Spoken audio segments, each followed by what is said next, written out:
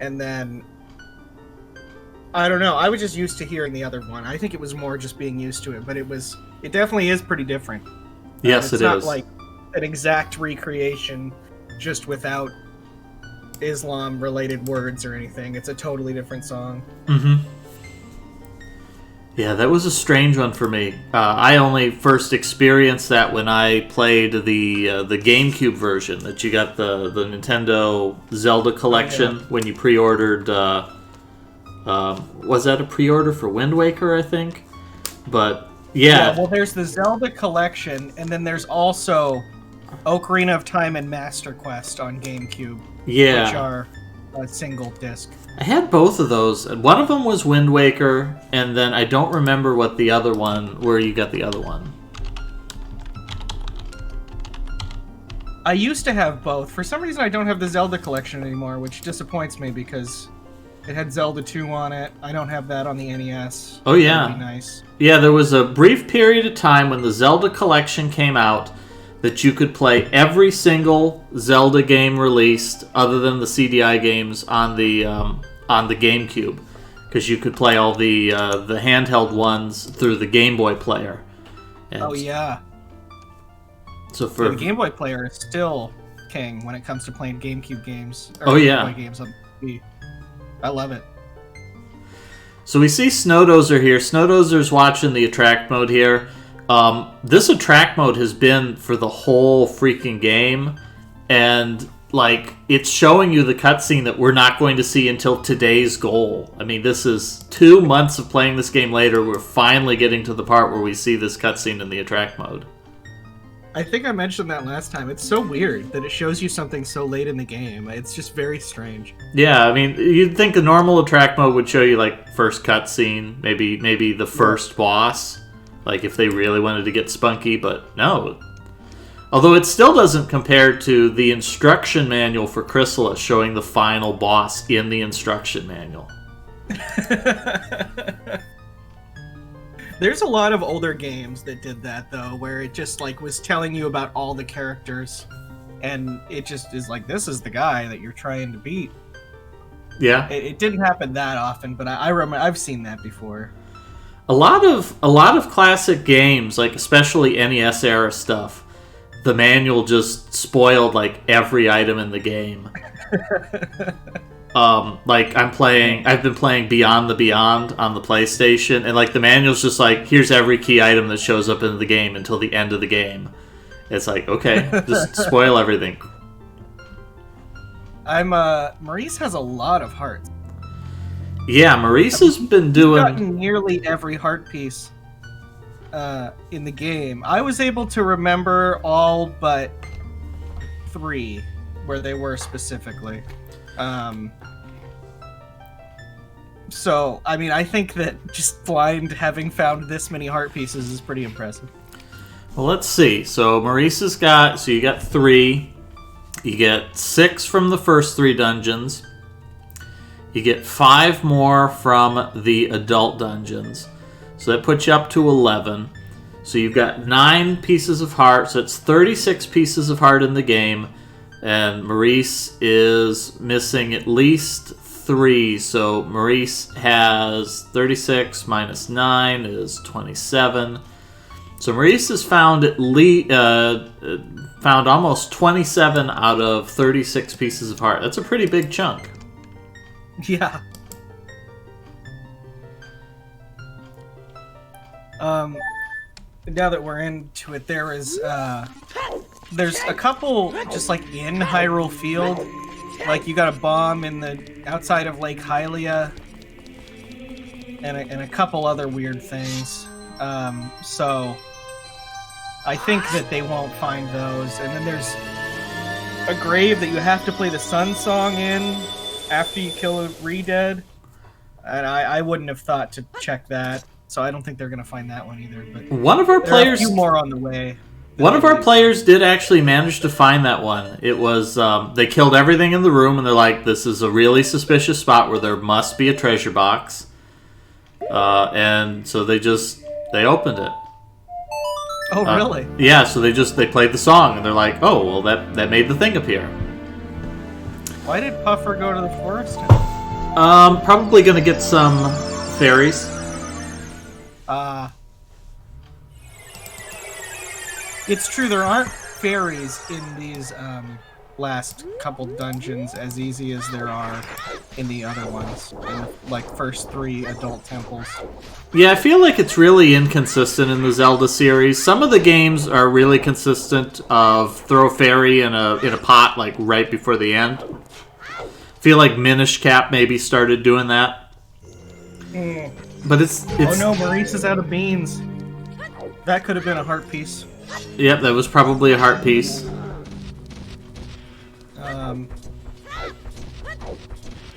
So one thing I was surprised by, because this is like the final temple and I often didn't get this far, I just kind of thought of it as, oh, it's a tough, but this is one of the easiest temples in the game. And that was surprising to me. It's just like very straightforward. The puzzles are basically non-existent. I mean, there are puzzles, but it's very obvious what you need to do. Yeah, it's a lot more execution than actually challenge. You know, it's a lot of move the block over to the right spot, and it's not complicated. It's just do it, or use your mirror shield on the thing, and it's fine. So Maurice and Indie Filter, they knew exactly what to do. They poked around inside the temple. They realized, oh, I can't go this way. I can't go that way. I have to be a kid to fit through the thing.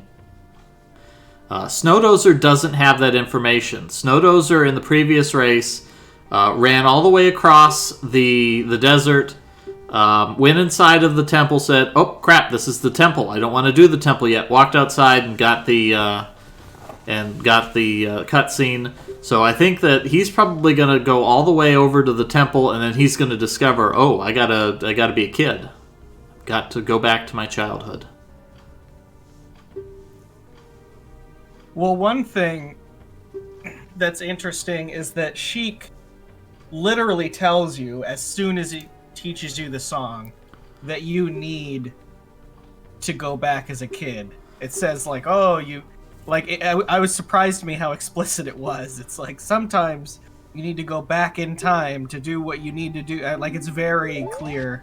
So, if Snow Dozer remembers, I mean, that was 2 weeks ago, so... I don't think it's quite as explicit if you hadn't gone inside. Snow Dozer's health is incredibly low right now. This is a little surprising that he's usually very good about making sure that he is fully stocked in healing items.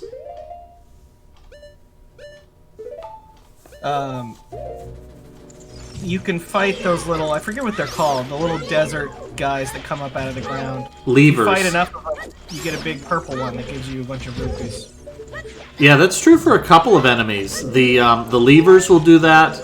Also, the stall children that you see on the on Hyrule Field. If you fight them for a while, a giant one will appear. And the quays in this same area in the desert. If you fight a bunch of the crow enemies, eventually you get a big crow.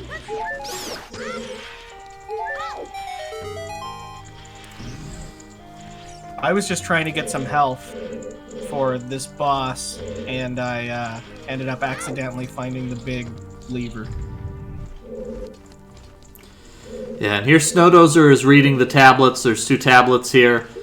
They're very explicit about you need to be an adult to get into the right side, you need to be a child to get into the left side.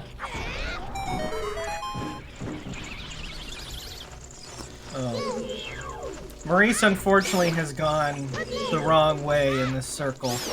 It's not going to be the worst thing, but he's got to leave and go in the other door. So, I was watching a person doing a literal blind run of this game, in that they were blindfolded playing through, and they reached the Spirit Temple, and there's one part here where you climb a wall and you do something on one of these fences, and they hit like a bizarre glitch where they climbed up a thing and they jumped off the top and they got hit in midair at just the right spot that they clipped through the ceiling so that they were out of bounds while they were blindfolded. And it was an amusing 5 minutes of, okay, well, I just got to jump backwards until I hit the corner. And then it was impossible for them to find a corner because they were out of bounds. Until they finally had to take off their blindfold, and they're like, how on earth did I get to this place?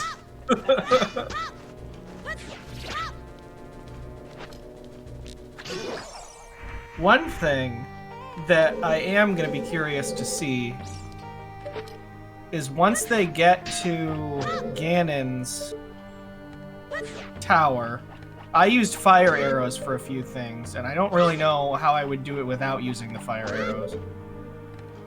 But obviously there's a way, because you don't need to have fire arrows, but Maurice has them, so could be an advantage.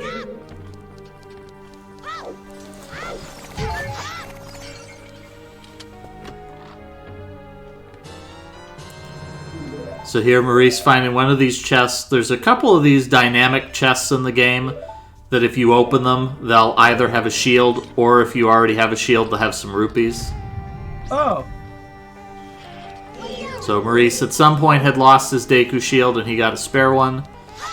So Snow Dozer here is trying to figure out where they're going. Well, there goes Maurice's shield. There goes the shield.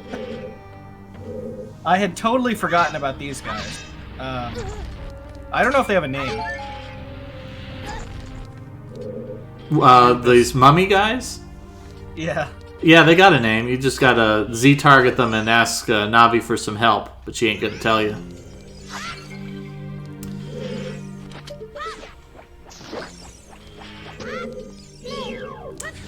Alright, is Snow Dozer gonna figure out that he needs to leave the dungeon and come back? So, also, these mummy guys are really, actually, very easy to defeat. Since they are called Anubis. Yeah. I was just saying that because it looked like Anubis. I didn't realize that's actually what the name was. Yeah, so Maurice is fighting this the hard way. The easy way is you burn the sucker with Din's fire. Oh, Maurice is out of magic. That's his problem. Oh, I didn't realize you could burn it with Din's fire. Oh yeah, it makes them absolutely trivial. Yeah, that makes sense. The intended way is to sort of figure out where it's mirrored and then do kind of a walking puzzle to get it to walk into that fire that Maurice just spawned. Maurice walking into the fire. I'm not sure what his strategy was going to be there. Just hope. It's unfortunate that Maurice actually got attacked by the Anubis, because normally it's pretty passive. It does fire some fireballs every once in a while, but you don't really need to worry about it. There's a room as an adult with 3 of them, and it's really not an issue. So he's probably more nervous about it than he should be. Yeah, Maurice is having a shocking amount of difficulty with this. And of course, this is one of those things that this is going to be a pretty long race. We've got 2 dungeons to complete here, and this is going to be It's important that you don't get tilted this early on in the race. It's true. Okay, he's discovering it now. He's saying, "Why is this room shaped so weird?" He can use the slingshot. Yeah. Yeah, he's figured that out. Alright, Snow Dozer is here in the desert as a child, so this is good. He should. This is probably the only really difficult puzzle in this goal, realizing you have to come back as a child. I think that the rest of this should be pretty straightforward for him. Alright, here's Puffer King against Anubis. What is Puffer King going to do here?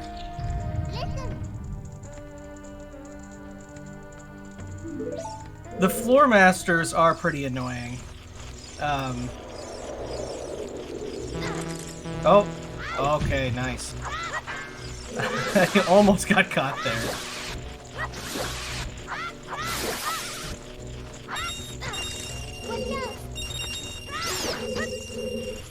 They start using them a lot. That's not the only place they are in the Spirit Temple, and then in Ganon's Tower, they're in there, and they don't always necessarily even warn you about them. Yeah, I find when I played as a child, they were more annoying than threatening because you get a lot of forewarning before they appear. It's not like OG Zelda where they pop out of the wall and they grab you and that's it. You know, this one you get several seconds of warning. They make a sound, and even then, as long as you're moving, you know, you're pretty safe from them. Yeah.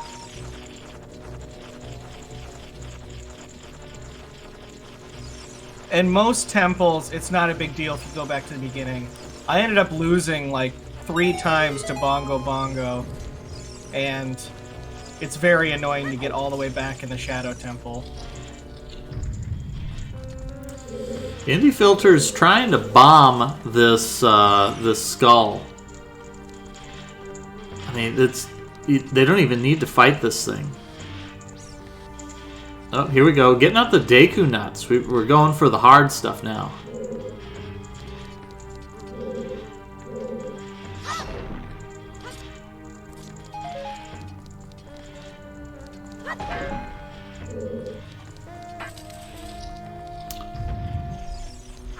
Indie Filter's really struggling with this thing.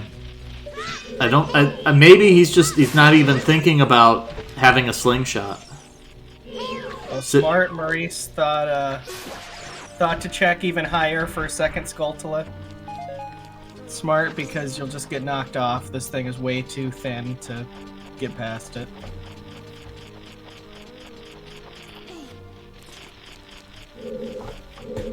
Now that said, the Skulltulas that are climbing on the walls, they have a kind of an odd AI to them. They'll only dash at you if you're moving. If you stop moving, they'll leave you alone. So you can sneak past them that way. Oh, interesting.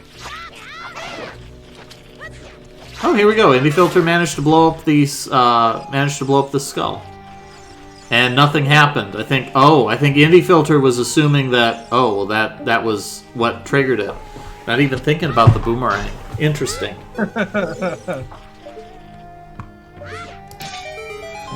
Yeah, so it looks like Indie Filter's having a little bit of difficulty with this dungeon here. Not figuring out that you need to arc that boomerang. Okay, so Maurice is going to get yet another wooden shield here. We'll see if this one lasts a little bit longer. Oh, you actually get bomb chews in this room. I remember when I was just playing this a couple days ago, my wife said, well, you need to use bomb chews. And I said, well, you never need to use bomb chews, but I guess it does give you some. Yeah, I think it's completely intentional for you to use the bomb chews in this room. Like, maybe one of 2 places in the game where they actually anticipated you using them. And one of them is in the Gerudo training grounds, so... I want to say there's also a place in Ganon's Tower where they intend for you to use a bomb chew. But we'll find that out shortly, because we are going to see Ganon's Tower and the end of the game here. True. Alright, so Maurice has made his way all the way to this big central room here in the Gerudo training grounds. We have this gigantic statue of a Gerudo goddess. So another interesting thing, I've talked a little bit before about they discovered a beta ROM of the game. Been about a month and a half now since then. There were a couple of differences in that beta ROM. One of the unusual ones is that the Spirit Temple has a different name in the beta ROM. It's actually like Din's Temple, and that the idea is supposed to be that this is the Din, the goddess of fire from the trivia. That would be cool if the other ones had temples. Although this game, it does like to switch things up. None of the temples really work exactly the same as another one, which is cool. Yeah, they did a good job. They did a good job making it feel very different from one to the next. Yeah. I was talking with my wife when I finished this. I'm just really impressed that this is like kind of the first game ever like this, and it's still one of the best. They just did so much. They really were trying to say, okay, we're in 3D now. what is everything we can possibly do with this, and really pushed it to the limit. Oh, nice. Bomb Chew's here, smart. Yeah, especially because you can just lock on to make sure you get a straight shot.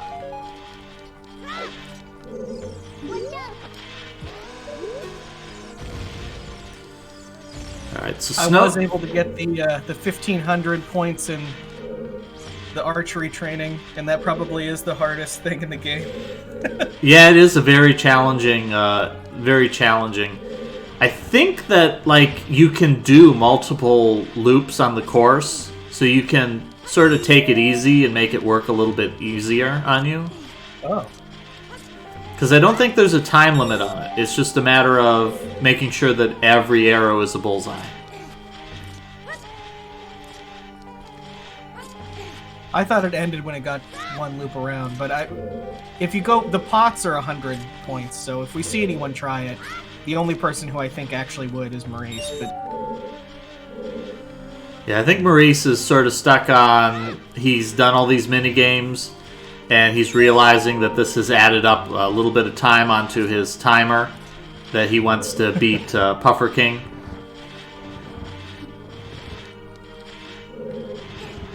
I don't think you actually have to move... Well, you do have to move the sun, but other than that, you don't have to move any of these blocks to get any of the rupees in the room. Yeah, this... I mean, a lot of these sort of challenges / puzzles, they have multiple solutions to them. Snow Dozer keeps trying to throw the boomerang and the skull keeps getting in the way. Yeah, one thing related to that is there's a thing I did in the Spirit Temple here when I was an adult. I'll talk about it when we get there. And I'm not so sure it was intended, so if there's another way to do it, we'll have to see.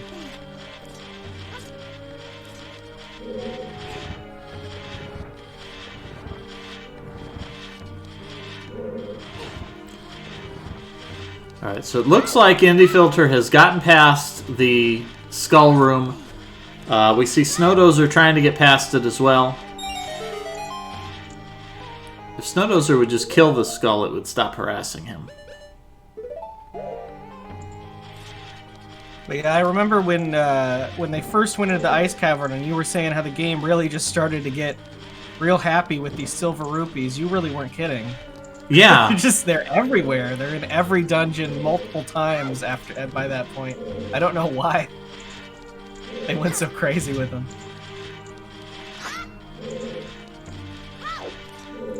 Somebody really liked that mechanic.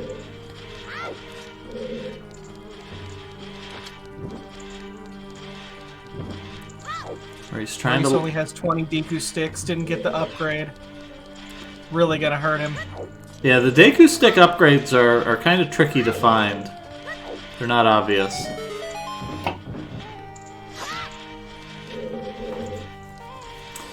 Alright, Snow Dozer facing off against Anubis.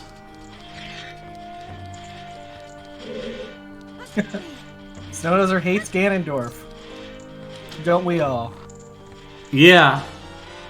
I think... Oh, yeah, that was the... He's referencing the line of dialogue when you talk to Naburu. Naburu, like, asks you how do you feel about Ganondorf, and one of your choices is, yeah. I hate Ganondorf. I hate that guy, yeah. Maurice also has stopped getting Skulltulas.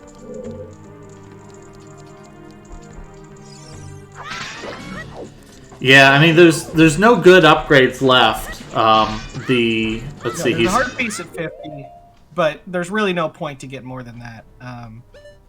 Is it even 50? I thought it was 40 for the heart piece and then 100 for the final thing.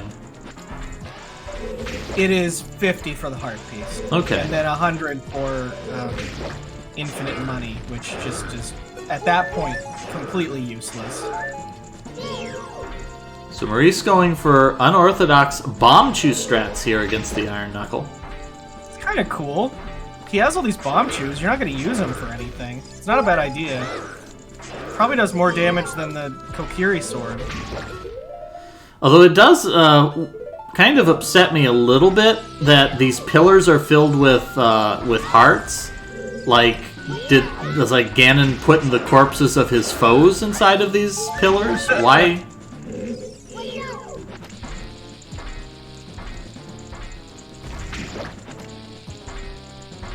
Yeah, see, that's the annoying thing about bombs, is you have to be moving in order to throw them. Oh, there we go. Did he knock the armor off? No, not yet. Yeah, now he has. It's moving pretty fast here. Oh, yeah. So this is a pretty hard fight. Bomb Shoes kind of trivialized it, but I would say that you don't fight anything harder than this as an adult, and you fight the same thing as an adult, and it's just way easier because you do double damage. Yeah, although you can use Deku Sticks. Deku Sticks are as strong as your Master Sword. They break in one hit, though, right? Yeah, they do.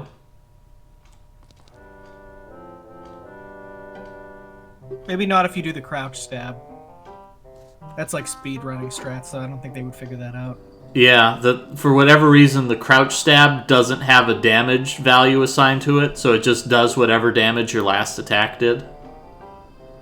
It's very weird. It's one of the strangest programming decisions that I'm aware of. Oh, nice. Puffer has really gotten this guy into Yeah, Puffer's doing this the way that I usually fight it. You bait out an attack and then jump in, because his attacks all have just huge vulnerability periods here. I mean, this is a lot more. You have a fairy Puffer? Let's hope so. Yeah, he does need to be cautious here, because this guy hurts really bad. He deals a lot of damage.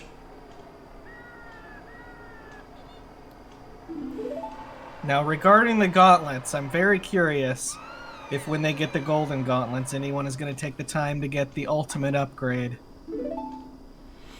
Or notice that it's there. Because you do have to leave the dungeon halfway through in order to get it.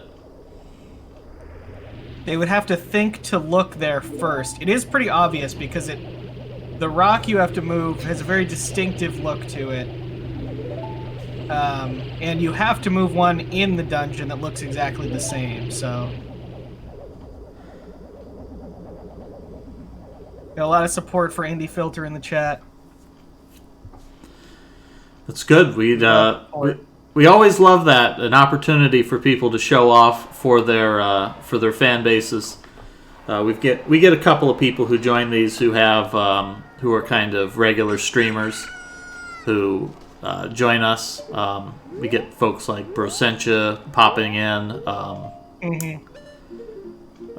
We sometimes have people like Crank Dud. All right. I will say this isn't the most competitive race, but everyone is having a lot of fun.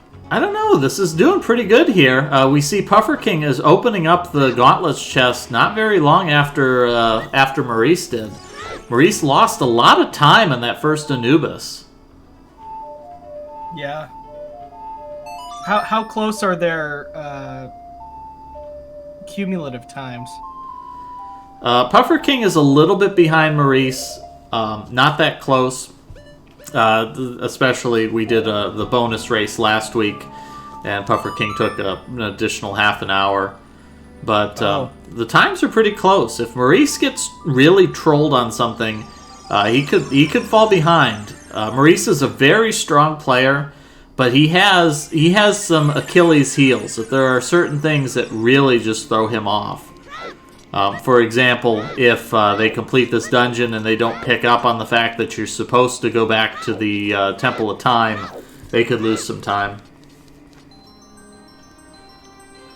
Yeah, someone in the chat pointing out... Naburu says like 3 times that it would never fit a child, which is kind of implying you need to be an adult to wear them.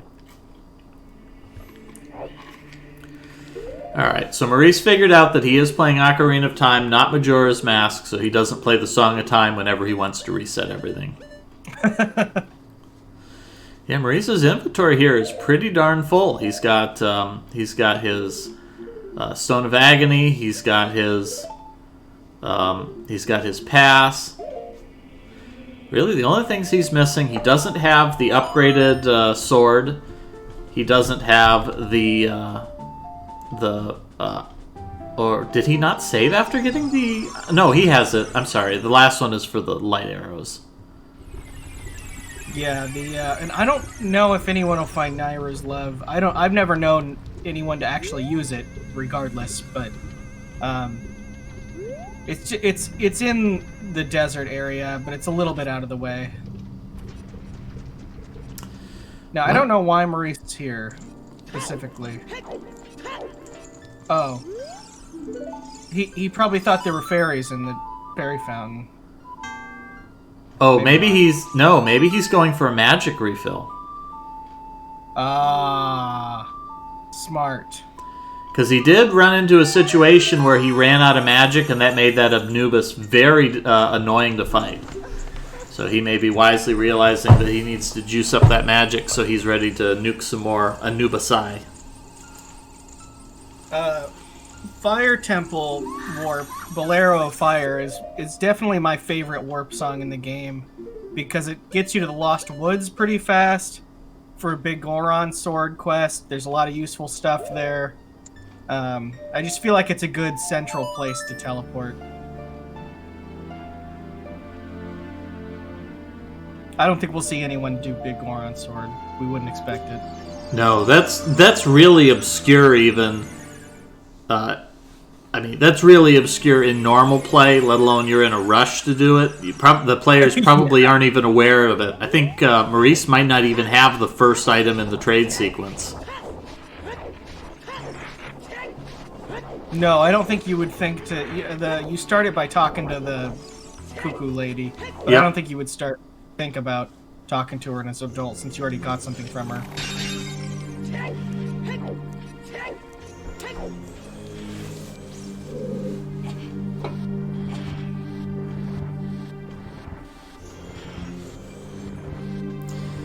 Alright, with his silver gauntlets, Maurice is able to push the gigantic block here.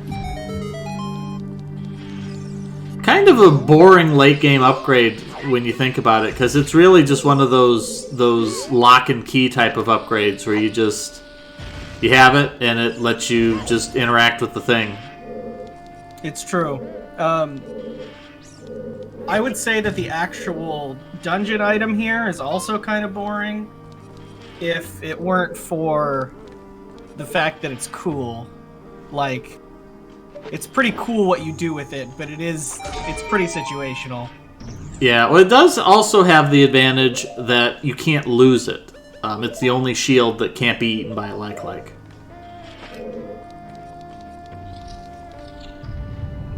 Oh, yeah, I guess that's true. Well, one thing I noticed is I ended up accidentally getting eaten by a like in the training ground, and then when you kill it, you just get what it ate. Yeah, I think somebody pointed out before that it's not like OG Zelda where if you get eaten by a like and you escape really fast, you don't lose it. I think somebody said that no, in this game, it's just if you kill it before you leave the room, you'll get your stuff back every time.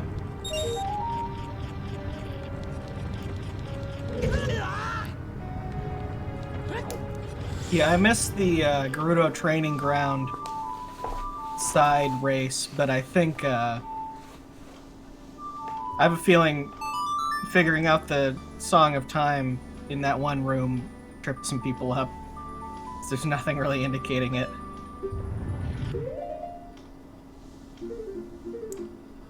At least you can see the block here. So Snow Dozer's having some trouble in this room with these BMOs. Alright, here we go. He's got a hint. Says, oh, bet it doesn't like smoke in its eye. But yeah, these BMOs are kind of nasty because you have to bomb them, and that's not a really obvious weapon that you would use against them.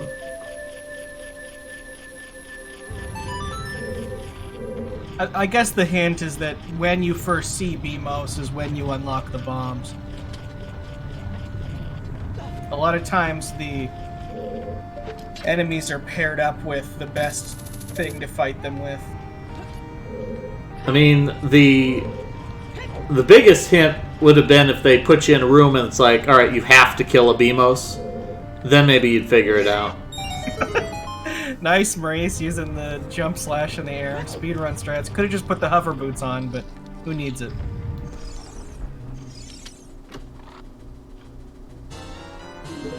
Hover boots make a lot of stuff in the game a lot easier. Also annoying because you're so slippery, but there's a lot of rooms that...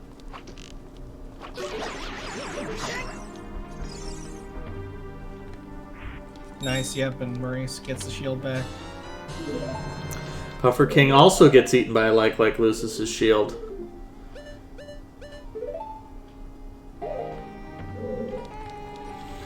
But also gets it back.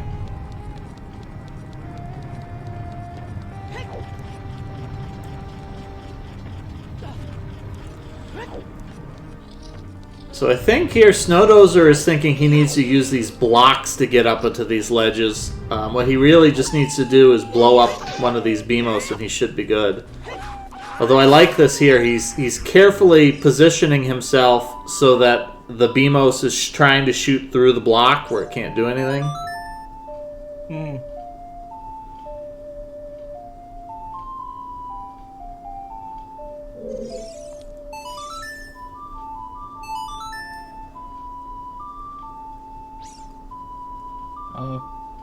Puffer King is locked in a battle with this Four Master. And if you don't kill the little pieces, they will come back into a big Four Master. They have to grab you to do that. So as long as you're aggressive, they won't be able to grow up. Puffer also doesn't have double magic, I'm noticing, which could be an issue. Yeah, Puffer and Dozer missed the magic upgrade that is in the that's actually in the fairy fountain in the Death Mountain crater where we saw Maurice just a moment ago. Ah, yes. It's weird because there's already a fairy fountain right there. At the top of the Death Mountain. Right outside the crater. And Puffer King discovering the best chest contents, the ice trap, that you open the chest and it just freezes you for some reason.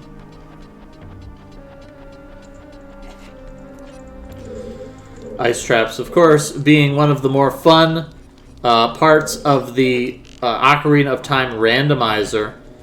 In the randomizer, ice traps are hidden in all sorts of places, and they're usually like you try to buy something in the shop and it's misspelled name, and the joke is, oh, it's an ice trap, so you pick it up and you get frozen instead.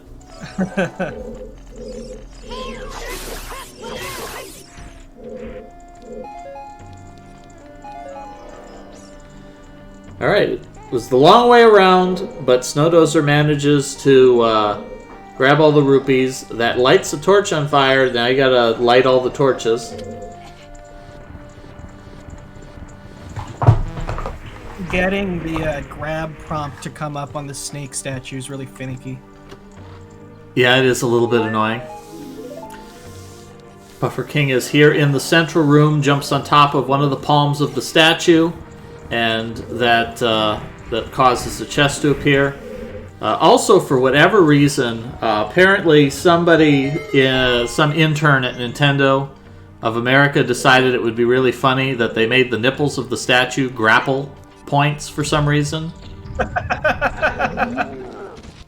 I didn't notice that.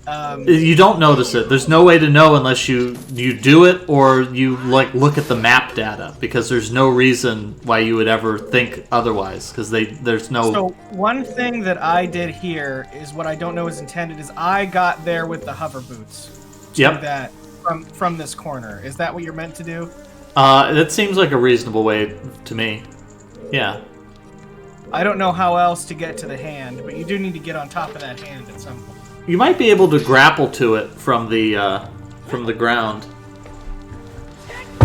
So here, actually, Puffer King is just a little bit ahead of Maurice at the moment. And Maurice is going to lose a little time here opening up this chest, which I think is just the map or the compass.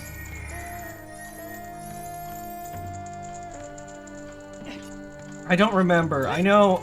Oh, it would be the map, because he already has the compass. I got the map as Child Link. But you can use Din's Fire as a child.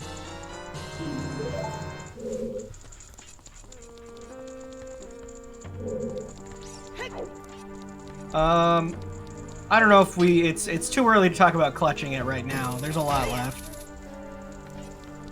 This race is not just Spirit Temple today. We are finishing the game.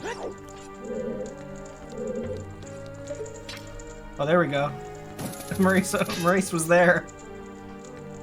Try it. Oh no.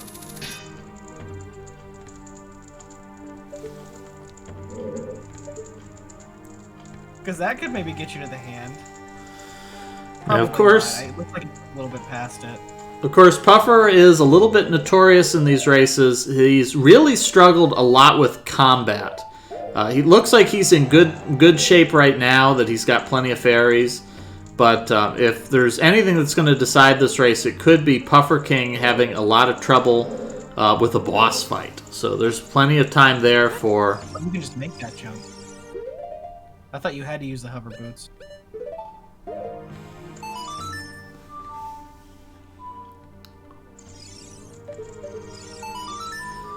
Alright, Puffer King versus the Anubis. I think he's going to do this the old-fashioned way. He's going to lure it into the flames. Versus the 3 Anubises. This room took me forever. I don't know why it took me. I kept falling off, and when you fall off, it resets all 3 of them. Yeah, I mean, the strategy here is just get in close and just burn them with Din's Fire. There's no reason to be fancy. That's a great idea. I just didn't think of it. And Puffer King also doesn't have the fire arrows. I think if he had those, he might pick up on it. I think what you're supposed to do here, I think there might be a hidden Song of Time block that you're supposed to jump onto for one of them. Oh. But we'll see.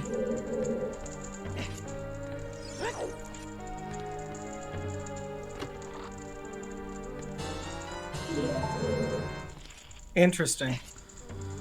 Yeah, I think Maurice has maybe forgotten about the hover boots, and they are really useful in Ganon's Tower. Alright, Snow Dozer's made it to the Iron Knuckle boss here. Iron Knuckle is one of the more interesting Zelda enemies, I think. That he shows up in a lot of games, and he tends to be a really challenging enemy. In Zelda 2, he's a really strong enemy that you've got to get through his defenses. This one, he has a lot of hit points, and he hits really hard. I'm really fond of the Twilight Princess Iron Knuckles, that they, when you deal sufficient damage, they just shuck off all of their armor, and then they get way faster. Yeah, I always get them confused with Dark Nuts, which are really similar, but are in fewer games. Oh, you're right. Actually, I am thinking of Dark Nuts. Yeah, Iron Knuckle was the boss in Zelda 2. Dark Nuts are the... Was it? No. Maybe I'm confused. Well, see, that's the thing. I feel like which one is which is really... They're basically the same enemy. You have to stand on the right part of each of these edges. It's not just you have to go there. It's still pretty specific where you need to stand, and so...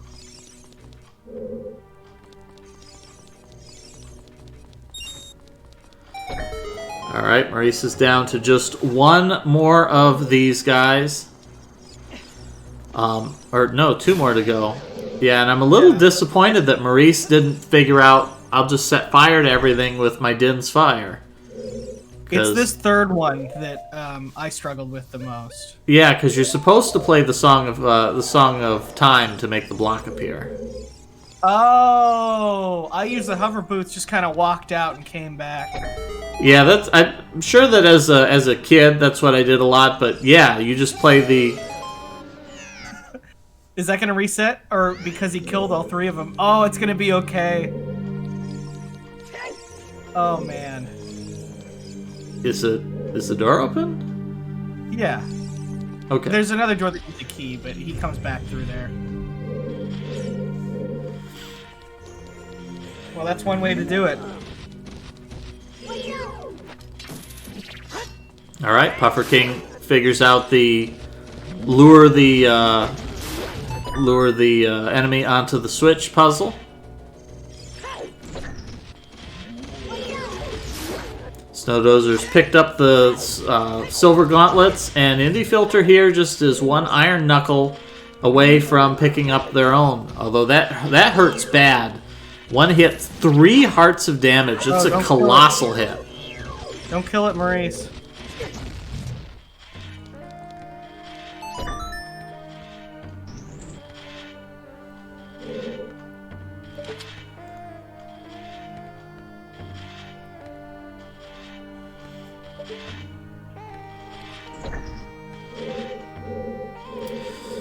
Alright, here's Puffer King fighting Iron Knuckle number 2. Easier because it's the same enemy and you do double damage. Yep, that was a pretty trivial fight there. More jump slashes, the better. Jump slash is double damage over your normal sword hit.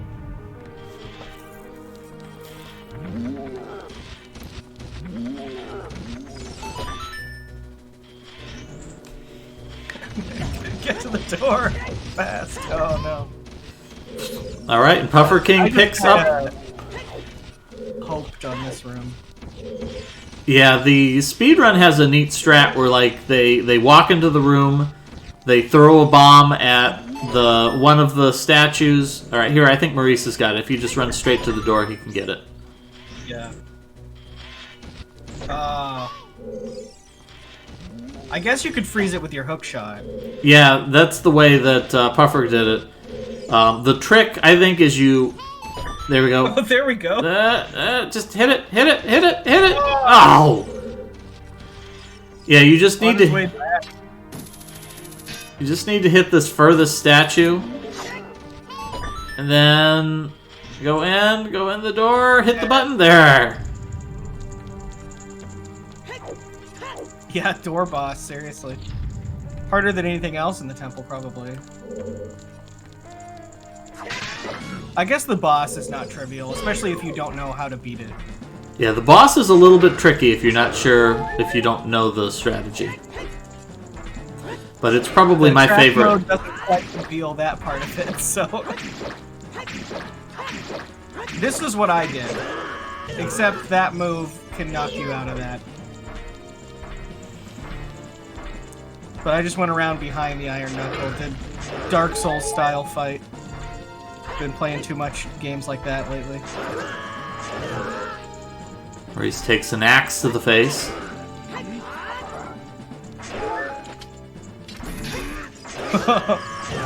Nice try. It is reasonable to think if it loses its armor, maybe I can stun it with the hook shot, but...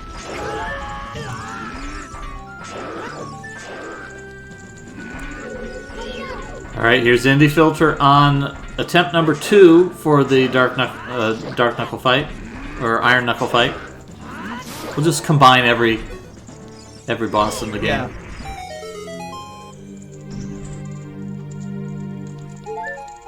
Iron Nut.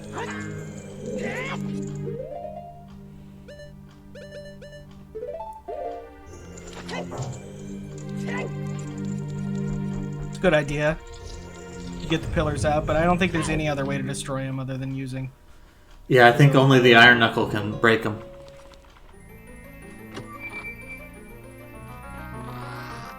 Yeah, Puffer is well ahead here. But is also, am I remembering right, not blind, but like is blind? I think he's seen it once before.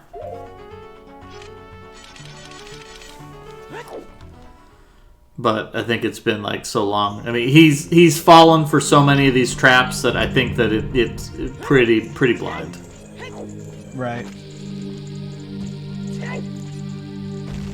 Maurice really wants the hearts in these pillars, but he ain't gonna get any. Fair, it's a lot of hearts. There are 2 Lens of Truth chests in that hallway. I'm not sure why, but... For whatever reason, they really like just hiding stuff with the Lens of Truth.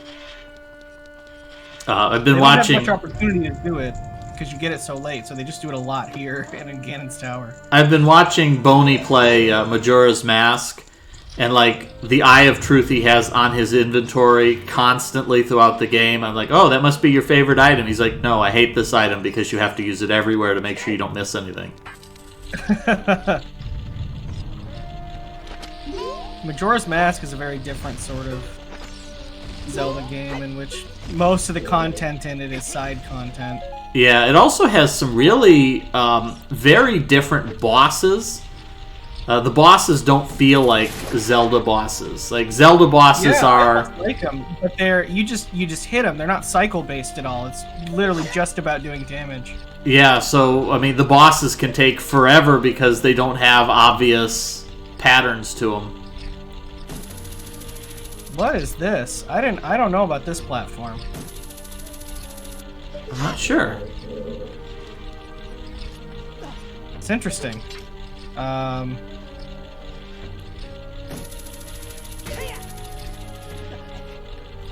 Cool. Can you just use hover boots and get all the way over there? Yeah. Yeah, that should be easy. Or just grapple it. Okay. Wow. Let's just not do the content. Let's just skip everything. Cool. I didn't know that was there.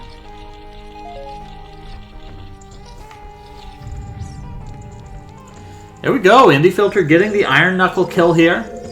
Had a false start the first time. Luckily, that's the hardest Iron Knuckle. For whatever reason, they decided that the hardest fight is the first one, and then they would make you fight 2 easy ones afterwards for some reason. Like, not even like 2 at a time, which would make sense. Like, okay, this is a different sort of challenge. Just, it's the same fight, but half health.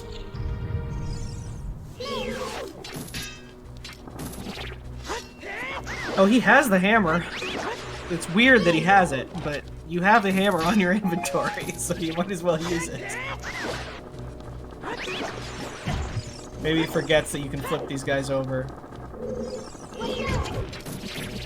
The room Maurice is in right now is maybe the only branching path in this dungeon, and it's a single room that branches off where you have to get the boss key.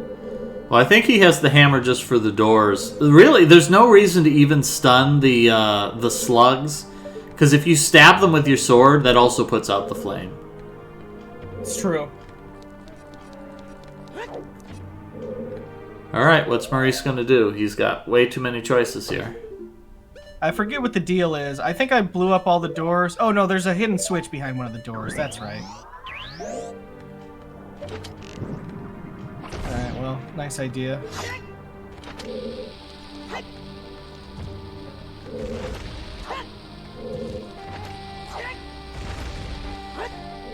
Yeah, weird that he wouldn't... Weird that he didn't use the hammer. I would have thought he'd use that, because I think the hammer works on these doors too. It's weird that he had the hammer there in the first place. I think it was just to try and break those pillars earlier. That may be it. The hammer is one of the least utilized items in this game, I would say. I think they could have found some cool uses for it.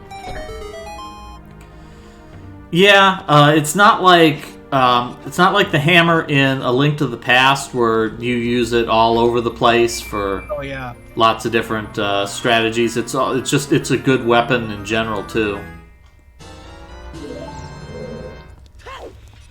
All right, here we go. Puffer King just about ready to fight the boss.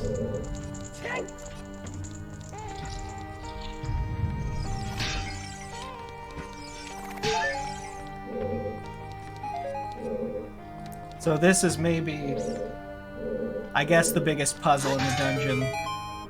But even then, it's not much of one.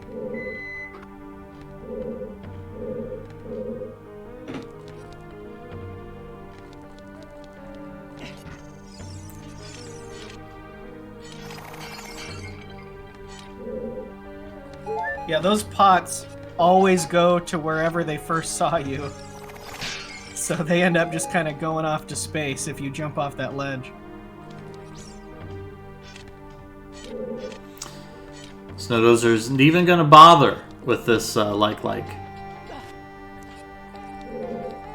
He's got better things to do with his time.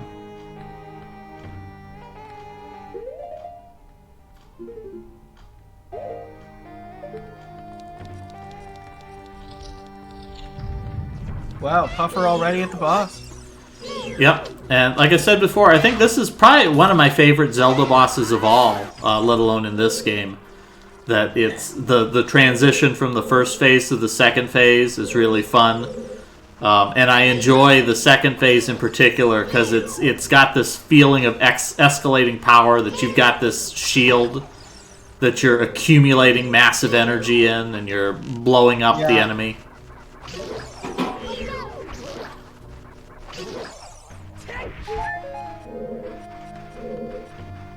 I ended up missing the very first energy blast, and then it ended up...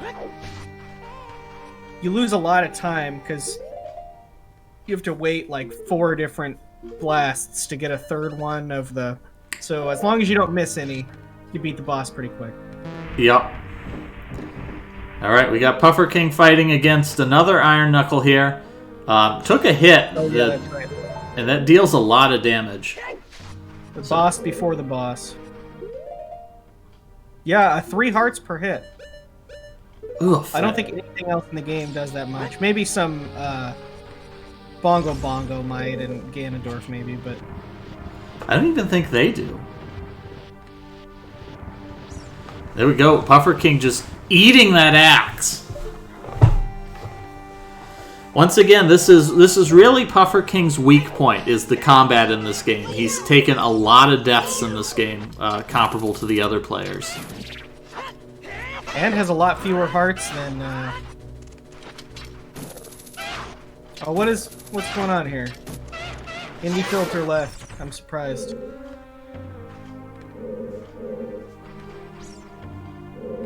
Oh no, Indie Filter is now going to be an adult. Okay. Yeah. Indie Filter took a death on the Iron Knuckle and had to redo that fight. And so that's put him behind Dozer.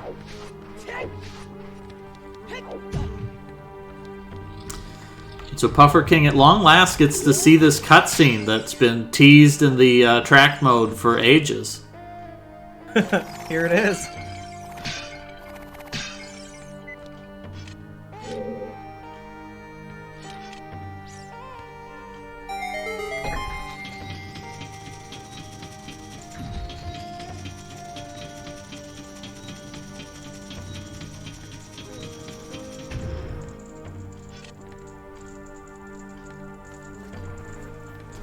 Nice. It's good that it quickly indicates that the face is crumbling, or else it would be kind of non-obvious what to do there. Yeah, we've seen a couple of places with that. With a casual player, they might try to do something for a while. You know, they might try pushing on something a little bit longer or not. But, yeah, we've seen a couple of places in this race where players have figured out the right thing, and then they gave up on it instantly. For example, in the bottom of the forest temple, there's the room that you have to push to rotate. We had one of the players, figured out, oh, I've got to push it, and it didn't move within a second and a half, and so they said, oh, this must be the wrong solution, I'm going to stop doing it immediately. Right.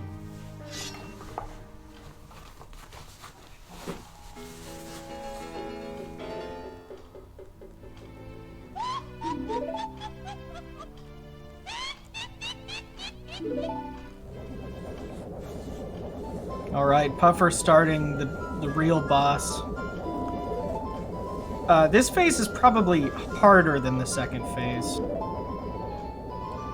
Yeah, there's a little bit of randomness to it because one of them will shoot at you, and then you have to be in a position to hit the other one.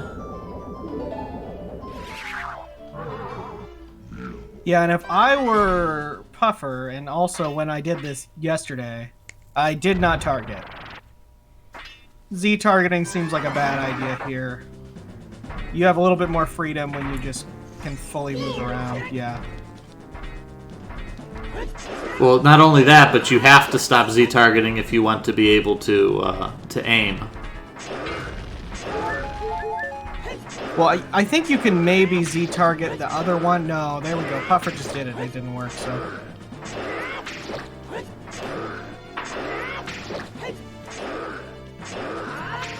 One thing that's really cool about the mirror shield is, like, you can aim your shield around the whole game, but it just never really was useful. It recontextualizes something that you could already do.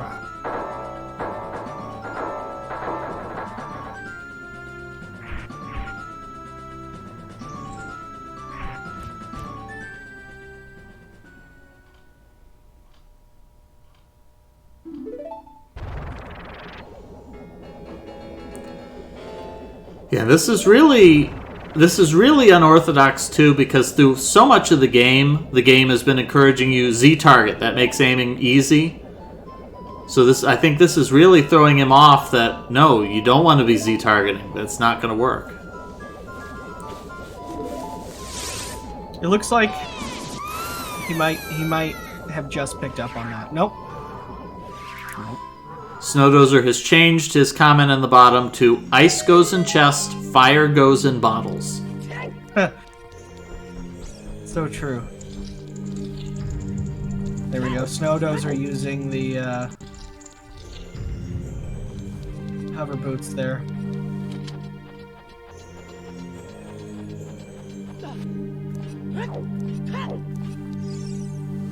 Maurice now has caught up, more or less, since Snowdozer hasn't done a single hit on this boss. Puffer King, you mean? Although the statement is true, Snowdozer also has not dealt any damage to the boss. That is true.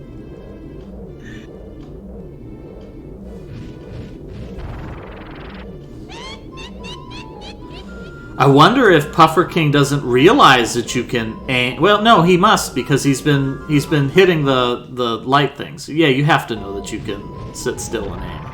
It is a little subtle though, like how different your controls are. Oh, there we go. Okay, Puffer King is trying it now.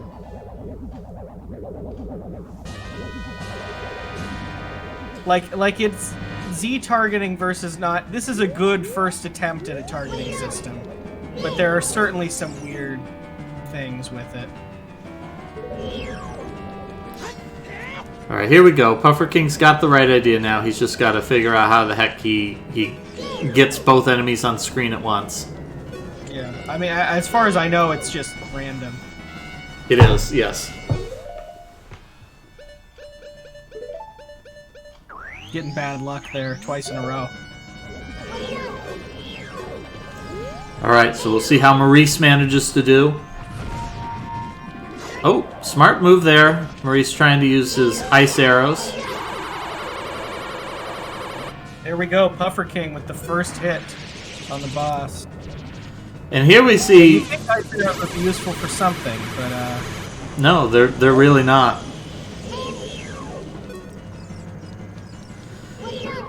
So we see Snowdozer...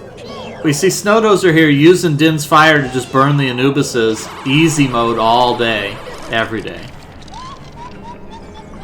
Oh man, so what Maurice is doing is initially pointing at the ground. So it's directing it to the ground and using up the beam.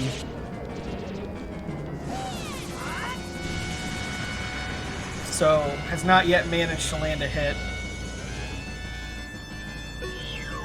Alright. It's a pretty epic fight, though. It's a very good point. This is a lot of weight behind this.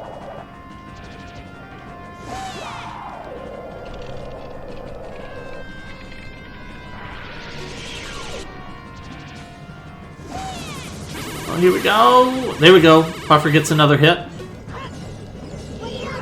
Maurice landing the first. I don't know how many hits you need in this first phase. It's like 5 or 6. It's not that many. Yeah, it's not that bad. Oh, here we go. Maurice getting another good hit there. Snowdozer is now on the lure the statue onto the switch puzzle. Maurice thinking you might need to fire an arrow before reasonable thought. Because normally you have to stun a boss and then hit it. Yes, this is blind, meaning that they've never played the game. It's not blind, meaning that their eyes are covered.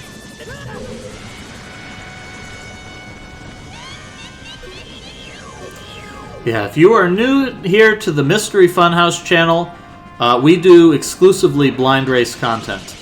You're going to see a lot of players playing a lot of games that they have never before in their life played. Oh, shoot. I had a little bit of a hiccup there. I apologize for that. And we see Puffer King has managed to move on to Phase 2 of the fight. I like the little switch between Phase 1 and Phase 2 where they transform into this giant witch and Link's all like, oh my god, he flinches. And Twinrova just winks at him. Yeah, I mean, it's a scary... Everything about it is pretty scary.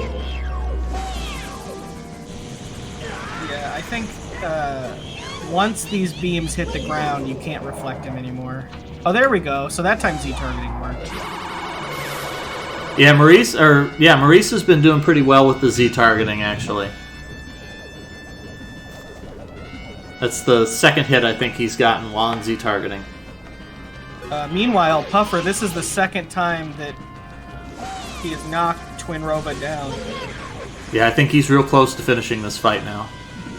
The first time actually got a jump slash in on the jump over to the platform, which is going to be really helpful. Once the second phase gets low on health, starts not doing 3 in a row of the same color. Puffer seems to have been getting pretty good luck, though.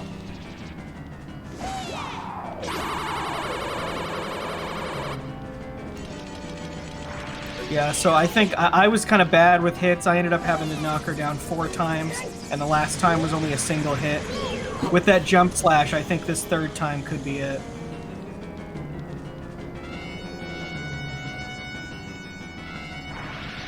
Nice, yep. Yep, that's a beautiful jump slash.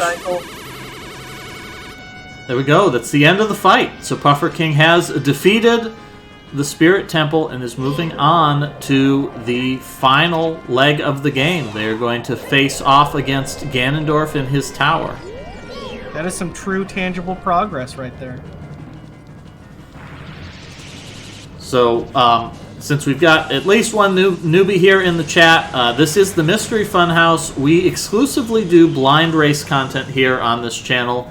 You're going to see lots of content here where people are going to be playing games that they've never played before, and in many cases, games they've never even heard of before. This is actually very mainstream for our usual fare. We usually pick out a bunch of... we pick out obscure games that that nobody has heard of before, specifically so that we can find games that people have never played before.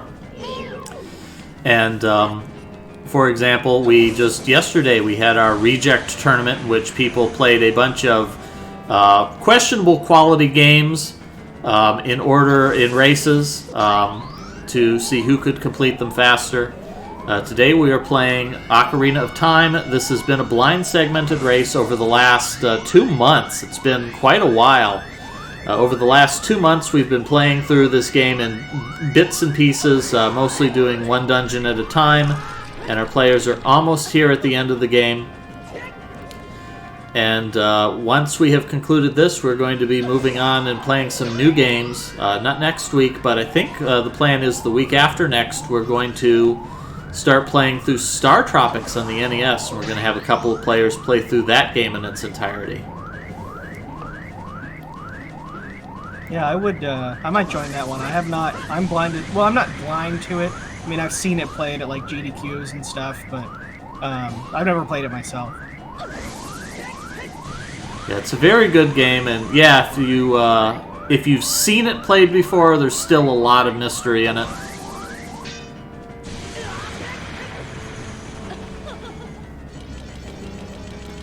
Maurice losing a couple cycles here, taking the wrong element.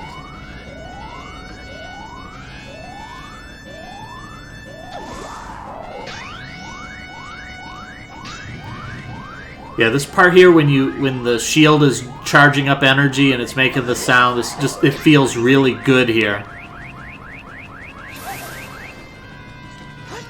All right. I don't know how much damage arrows do. I think they're equivalent to the Master Sword regular hits. Okay. That seems fine then. Now I'm curious.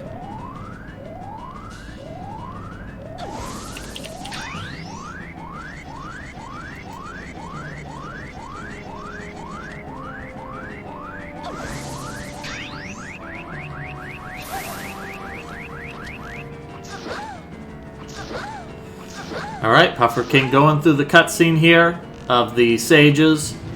Now he's got all of the power of the sages behind him. So it's time for him to go find Zelda.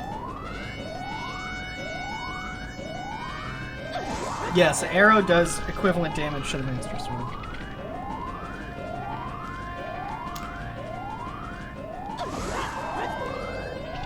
As do bombs, bomb chews, and light arrows. Light arrows don't do more damage than arrows. That's surprising. I think in Wind Waker, they're instant kill. Like, it doesn't even do damage. It just nukes whatever it is you hit with it. Definitely in A Link to the Past, they do absolutely colossal damage.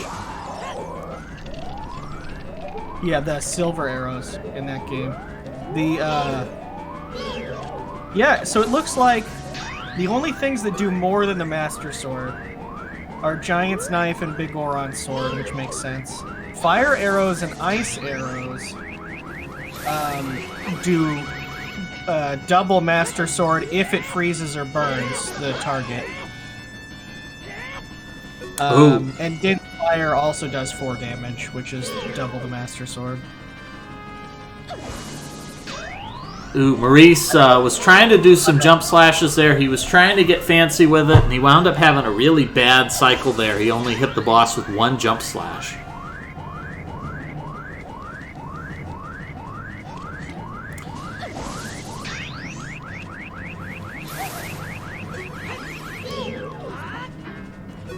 Oh no, Maurice fell off. Rough. Losing a lot of time here on this boss. So that happens if you are Z-targeting. When you go to an edge, you don't jump like you do if you're not Z-targeting. Yep. And it's really easy to fall off. Happened to me while I was fighting this boss. Yeah, surprisingly, I think if Maurice had just stuck with his arrow strats, I think he would have finished this. But I think he stopped because he was down to 4 arrows. All right, everybody, if you're blind to Smash Brothers Melee, you might want to turn away because we've got some Smash Brothers Melee spoilers here on the bottom right. Yeah, big plot spoilers here. There's I want to say that there's a name for it when the spoiler for something is more well known than the material itself. Like, everybody knows, Darth Vader is Luke Skywalker's father. Right. To the point where, more people probably know that than could tell you the plot of Star Wars, just in general. Right. Where more people know spoilers than have seen the movie. Yeah. Or Rosebud being maybe the first example of it. Although less revolutionary than some spoilers, I would say. If you see the movie, it's not really the point, but... or The Sixth Sense, everybody knows that, even if they haven't seen the movie. It's true. Sixth Sense is another one, but I was able to watch The Sixth Sense with someone who didn't know the spoiler, so I guess I'll keep it under wraps on this stream. Yeah, this isn't a movie stream, so we're not going to talk about it. All right, Indie Filter's here trying to figure out where to go.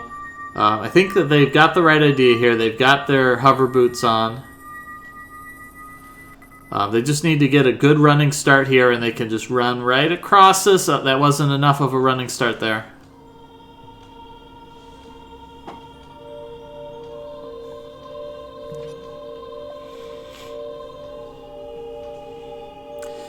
So it's been a while since Snow Dozer has seen these doors, so I think that Snow Dozer has forgotten how you deal with them. Here we go. Just bomb them. Nice. The Goron Special Crop.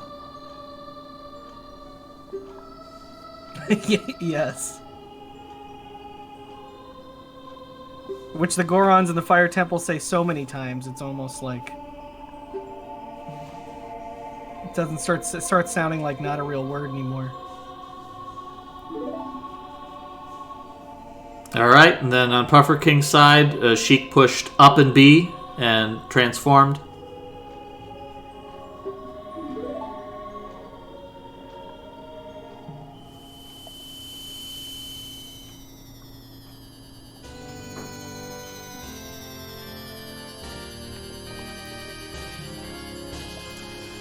Here's Snow Dozer picking up the big key. Snow Dozer almost done with this dungeon. Not really that far behind our other players here. Almost ready to start the boss fight.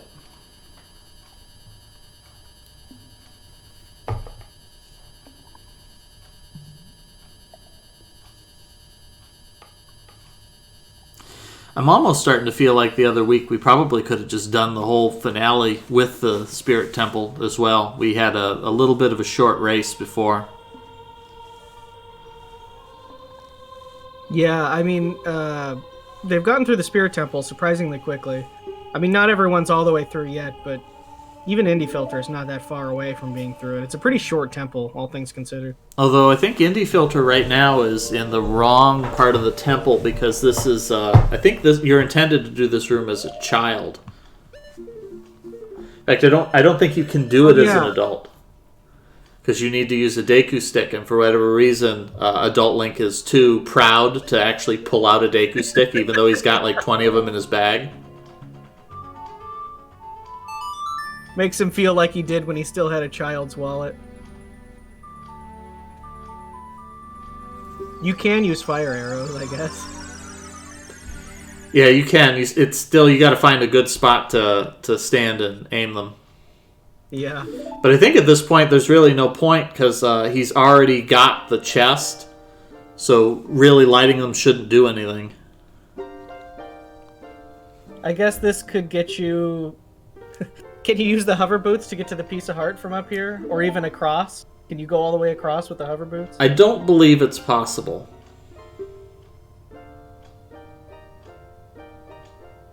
Maybe. Actually, that doesn't look that far. I think if you had a good wind up, you could run that far, maybe.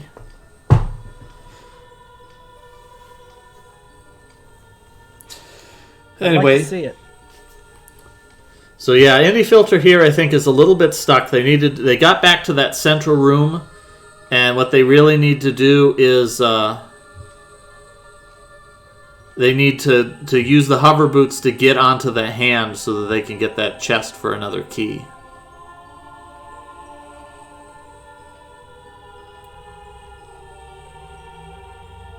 Yeah, this is a very long cutscene.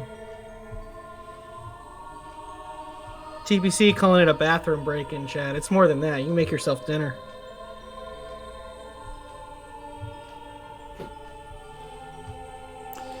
Yep, that's the important thing, is that you don't have to actually advance the text with A. That's the trap that you have in most RPG speedruns, where you could, but you'd have to carry your controller around with you and just mash A randomly while you're doing whatever.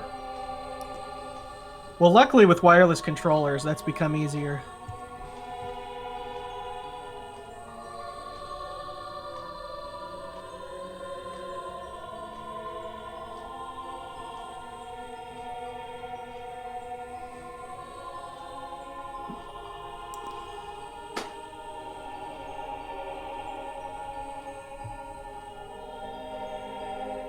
I see, yeah. So Indie Filter's at the part where you play the song in the hand. That makes sense. Which apparently you can make without even the hover boots, so...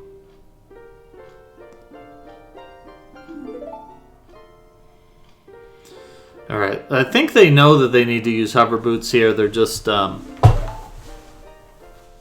they just had a little bit of difficulty because they tried to get to that switch. I'm trying to remember what that switch does. That might be a mandatory switch too. It's not. I didn't press it. None of the other racers so far have pressed it. I don't know what it does. Okay, I think it's just probably like a chest with 3 arrows in it or something dumb. Ice trap. Could be. I don't think so. No, yeah. Alright, you gotta get your hover boots out there, Indie Filter. They had their hover boots out a moment ago too, which is why it's throwing me off that it's taken them so long to give that another shot.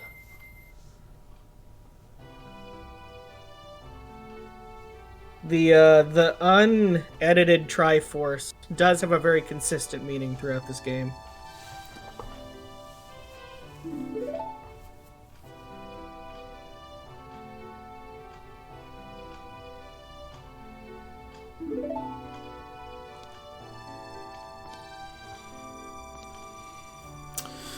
Oops. I can't wait for Maurice not to go to Ganon's castle and go get the big Goron sword. Ooh, He has Epona. He could do it. Snow Dozer here has reached the statue's face, and the statue's face didn't move fast enough for him. So I think he didn't notice that was the correct solution. Oh, no. That's the worst possible thing. That's the worst feeling when you're doing these blind races, and it happens all the time, where the player immediately comes to the correct conclusion about what they're supposed to do. They attempt it, and it doesn't work immediately, and they discard it as that wasn't correct. It's happened a lot in this game specifically, too.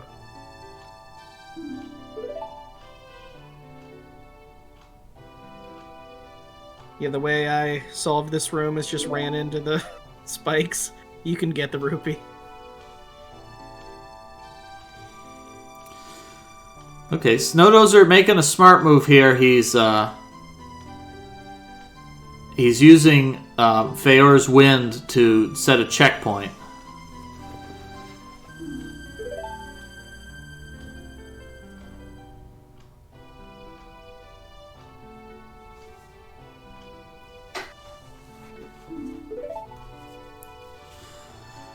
Now, the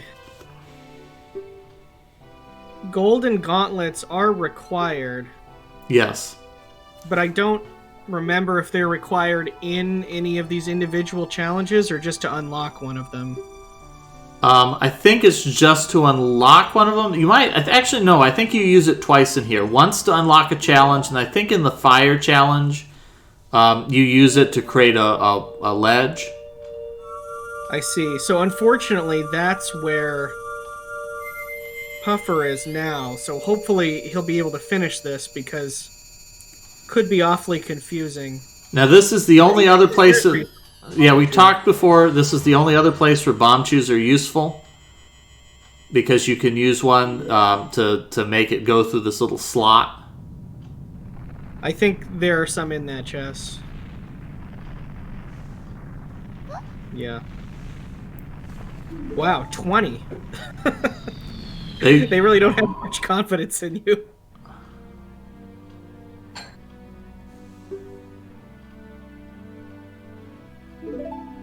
Bomb chews are interesting because I think they're the only item in the game where the amount you can hold isn't limited. Oh, so Snow Dozer used Feor's Wind to get up here, but the mirrors aren't configured correctly anymore. So now, So now Snow Dozer has to go all the way back up top and reconfigure the mirrors to get the light back. Oh no. Although first it assumes that he realizes that he needs the light, because he did attempt to use the light on the face, and because it didn't instantly work, he decided, oh, okay, nothing's happening. I mean, that must be the worst possible turn of events that could have happened.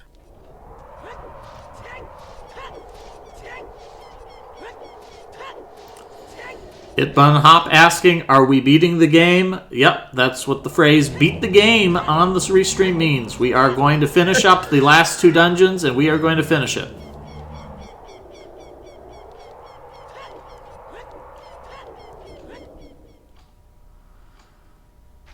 Puffer King here is using a lot of bomb chews, and that's not going to do anything because the ceiling is covered by a cobweb. He needs some fire. And I think Din's fire should just do it. I see. I also used fire arrows here. Yeah, I don't think Puffer has fire arrows. No, Puffer does not have fire arrows, but everybody has Din's fire. It is a mandatory something for the game.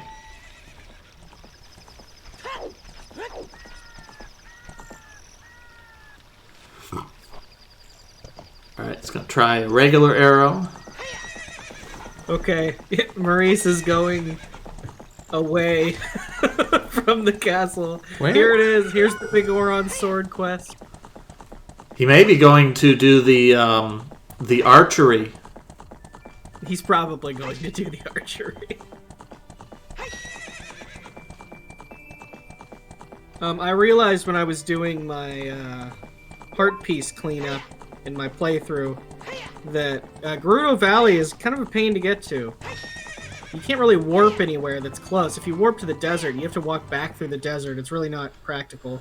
Oh, hold on. So Puffer King used Din's fire and it didn't work. Are fire arrows mandatory?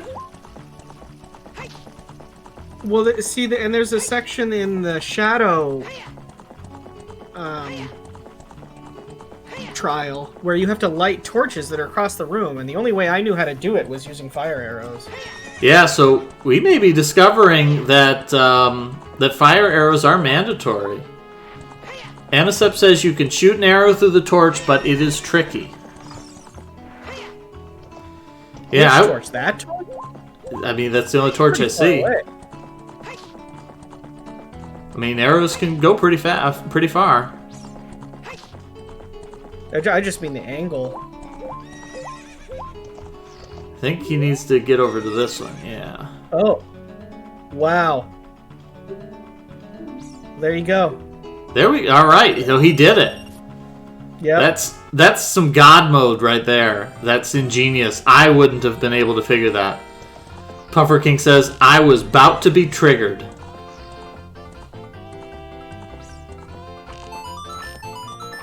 So, the pots are worth 100.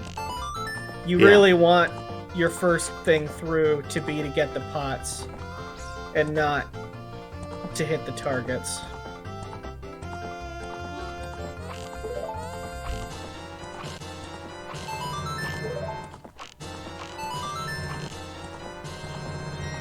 I mean, what Maurice is doing is good, but it's not going to get him 1,500. No, okay, it does end there. It ends on a single loop. Okay, well. Alright, so this is pretty tricky.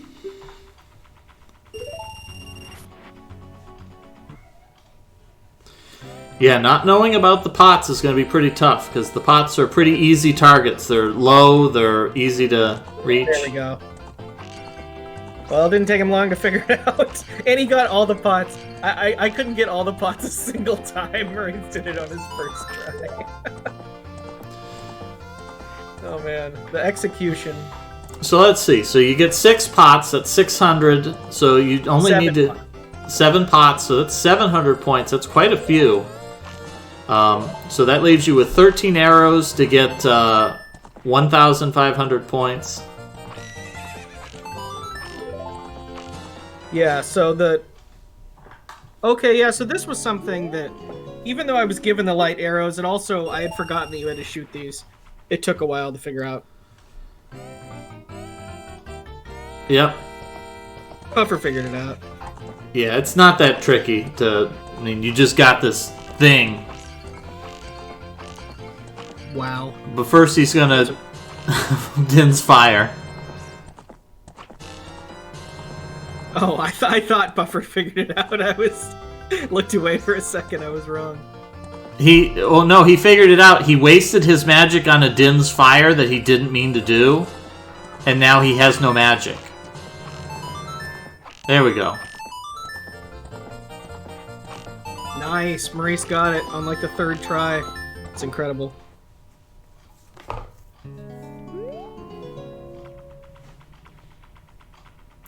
I always always see these things, the things you shoot with the light arrows, and they look like giant apricots to me.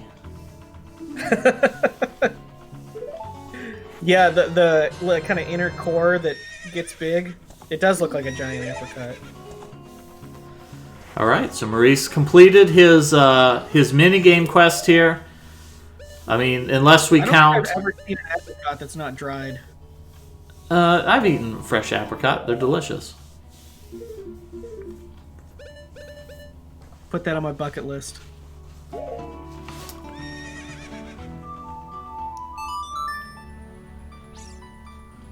right. Indie Filter has the idea. Oh no, he turns the wrong way at the last second. I think hopefully he keeps trying this. Yeah, I think it's clear that he can make it.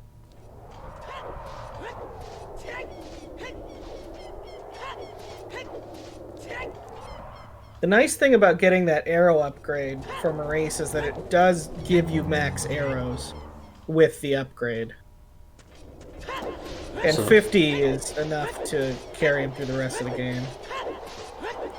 Yeah, so this is the only other spot in the game where you find one of these golden gauntlet blocks. It's this one right up here.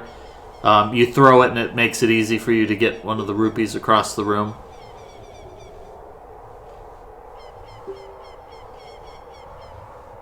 I sort of took just the golden gauntlets is just a thing you get for granted, but my wife helped me realize just how sort of insane the cutscene is of Link lifting the rocks and throwing it behind him. It is pretty impressive. Maurice did not go look at what was down the path, so I don't think either of these players who are currently in Ganon's Tower will be getting the ultimate upgrade in the game. Now, I do think Maurice has been down that way before. I think that during a previous goal, Maurice went that way when he was lost and couldn't find the cutscene for Kakariko. Oh, interesting. Still a chance.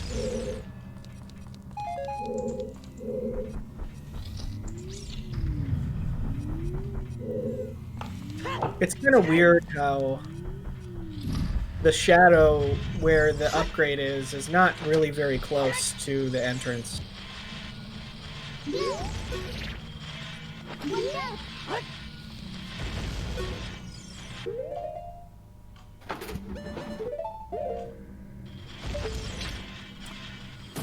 Alright, Snow Dozer versus the face. So Snow Dozer is also got a very big issue here that he can't. He's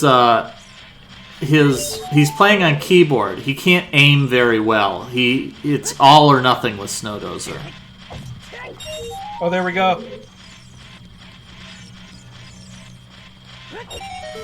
That's the way. There we go.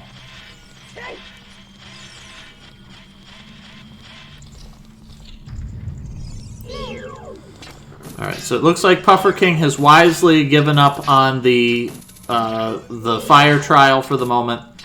That's good because he really needs to get that the golden gauntlets. Puffer finished the fire trial. That one was a different one. I don't know which one it was, though.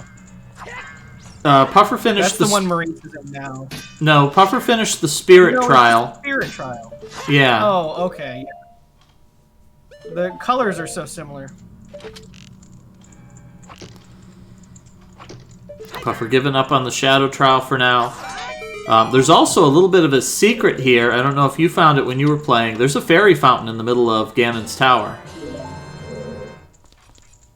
There's a fairy fountain? No, I didn't find it. I don't think. Oh, wait. Oh, here it is. He found it. Puffer found it. Yeah, there's a little hidden fairy fountain here. Look at all those fairies. What are these guys do? Like everything. Oh, yeah, you can't reflect the mirror shield for some reason. Oh, yeah. Interesting. Even though it's the mirror shield, it won't reflect anything solid, only light.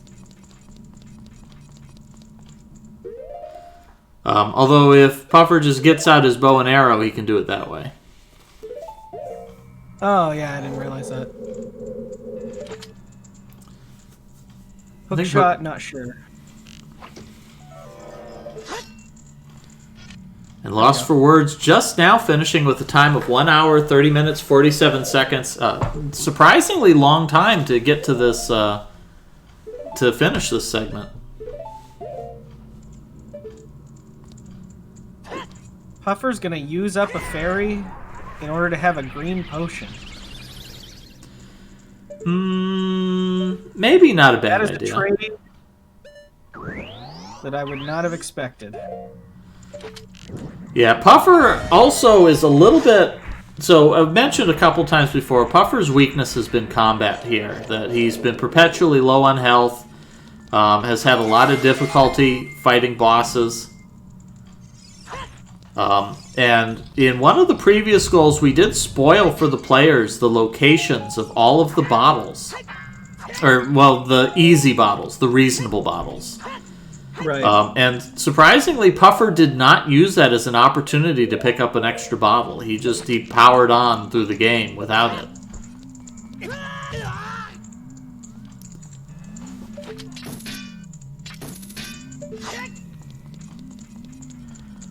Did Maurice get the light arrows? Yeah. Okay. But he's trying all the other things. I did this too. Maybe it's just, I don't know. It should be more obvious. I think I should have figured it out quicker because the game gives you light arrows. I don't know. It always just seemed incredibly obvious to me. I mean, I've even played this before. For some reason, I just didn't remember. All right, Indie Filter is in the Anubis room. So it's a little surprising that none of the players, except for Snowdozer, picked up on they're weak to fire. You have a magic spell that just dumps fire all over the place. I think that's some good on Snowdozer, because that makes that room a whole lot faster. Oh, so Puffer can... What is Puffer doing? Why doesn't Puffer put a fairy in the bottle? He bought a green potion. But he drank it immediately. He just wanted the magic refill. Oh. He didn't even want to hang on to it. He wanted a magic refill right away. Just trying to be fast, I guess. Oh, maybe the shadow. Maybe he intends to buy another one. Oh, because he thinks he needed the Din's fire. Yeah, see, this is what I'm talking about. I don't know how to light that torch. Oh. Oh, you can get close to it, then use Din's fire. Okay. Oh, there we go. Easy.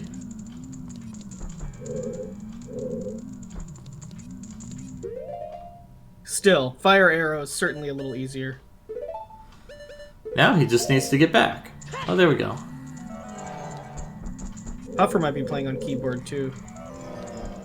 I don't think so. Puffer is playing on the Wii U version.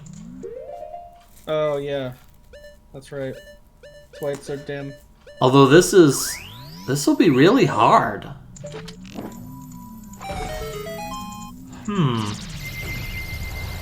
Yeah, this is definitely going to be really difficult because he's going to have to light this torch, hook shot back, and then run across the platforms.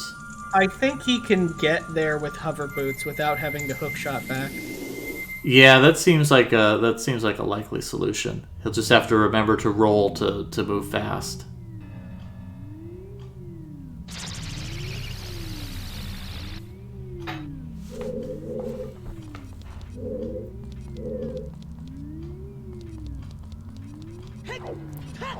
I wonder if he could even hook shot to the like. Sometimes you can.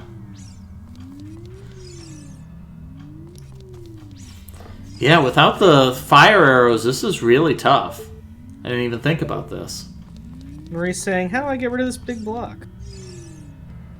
Well, he's seeing the command that says grab, and it's not doing anything. Right. Snowdozer has written easy boss on screen. We'll see if that holds up. I think he might have been talking about the Dark Nut. Probably.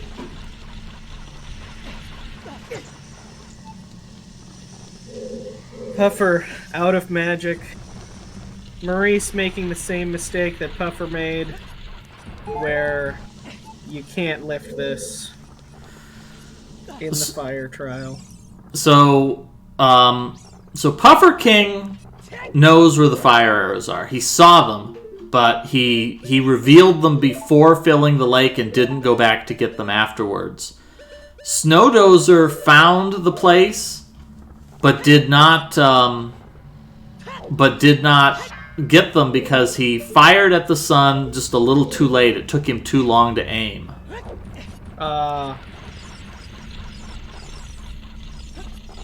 You also can't fire at the sun when you're already standing on the platform where the fire arrows spawn. That's something I learned. Oh, interesting. You have to do it from back where the plaque is.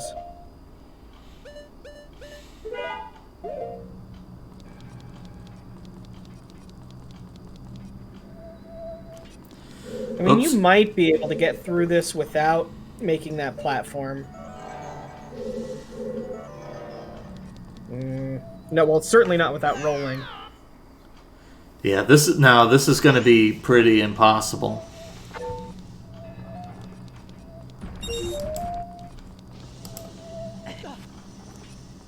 That's weird. This platform isn't sinking.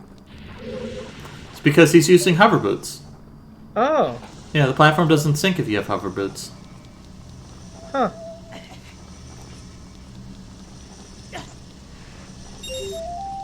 It makes sense. Just like you can walk across that river of fire, or sand, rather. Yeah, that's one I had no idea about. Okay, here we go. Puffer King was really close there. I think he can do it this way. He's going to have to grapple here, burn this with the Din's fire, and then he's going to have to run to the platform.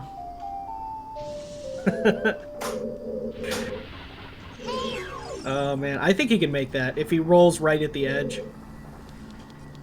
Yeah, he's going to need to do that second roll in midair.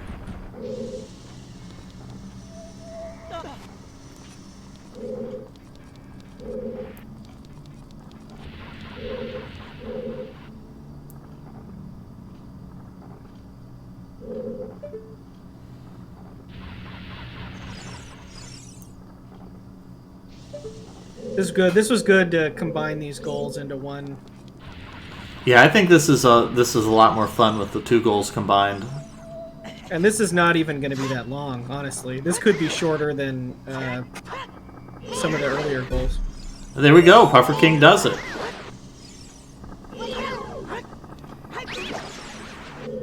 Except for... yeah, 2 people are in Ganon's tower.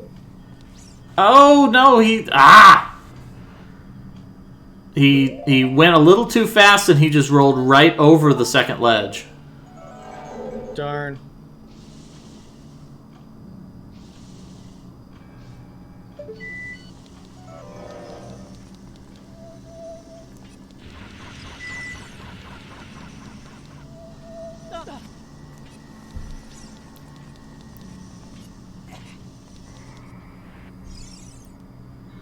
No, Snow Dozer, I think, beat it faster than Maurice or Puffer King did. Yeah, it's been a pretty good fight for him so far. Yeah, now this next part you don't need fire arrows for. You can just use hover boots. Yep, just hover right on over to the switch. I don't think you can hookshot to a rusty switch. Don't tell him what to do.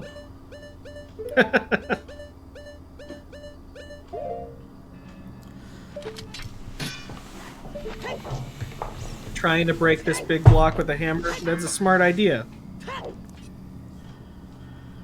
Alright, Indy, you've got your fire arrows equipped. Just use it. Just use the arrow. Just shoot him with it. Why did you equip it? Maurice does not have the gold gauntlets, and neither does Puffer King. And if he doesn't press that switch in the lower part of this room, will not have them. But it looks like he's taking it seriously. Nope. That's rough. I might be a little ahead of you. Oh, Puffer King takes a fall here. He's more than a little bit upset right now. Is the switch in this room? Yeah, it's that switch on the ground there, and it spawns the chest. So it's the switch that he just barely missed the platform. Oh, Puffer King. Yes. Okay, alright, I was confused. Thought you were talking about Maurice. Oh. No, it was my misunderstanding. I thought you were talking about Maurice. No, Maurice just needs to leave. Yep. But, I mean, leaving, I think, if you've watched enough of these blind races, thinking that you need to leave the room that you're in is probably the least intuitive thing that you could possibly have to do. It seems to always trip people up.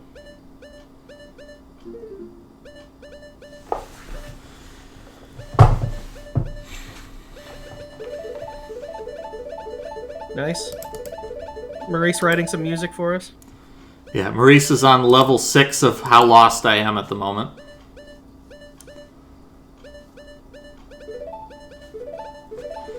Yeah, so this we talked a little bit before. Maurice is a really skilled player, but this is his area of weakness. If the game doesn't tell you what to do, he gets really confused really quickly. And a little upset, usually. Yeah, which is maybe even a bigger issue. Yeah, he gets tilted very easily by the game doesn't tell me what to do-ism.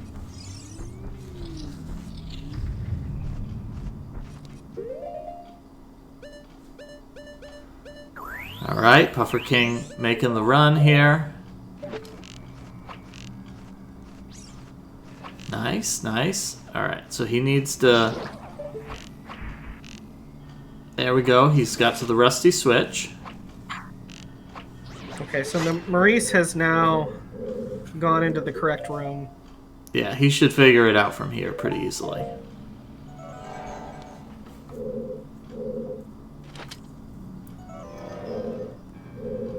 Here's this fire arrow advantage. Oh, there, Puffer King. Strat you have to do if you don't have fire arrows. So there, Puffer King did a very precise angle on that torch. Usually he makes really big motions. I'm trying to understand what's going on with Puffer King here. Unless he's like playing with D-pad, like this game lets you do D-pad or something. I missed it. Did Puffer get the golden gauntlets? He did not. So he is actually no. going to have to come back for the golden gauntlets before he'll be able to finish this. Oh, that's going to be huge, because why would you think to do that?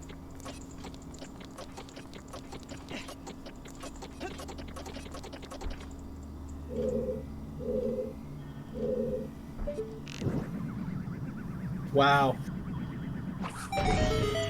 Maurice getting here fast enough, which Puffer could not have done with the strat that he was using, to see that those ice blocks form.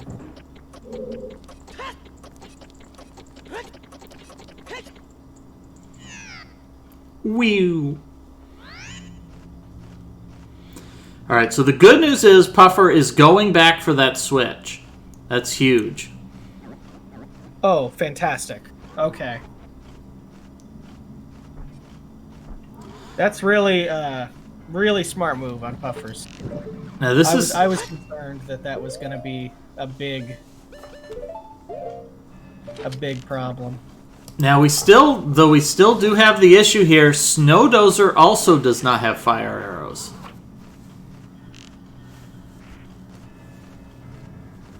These skulls suck.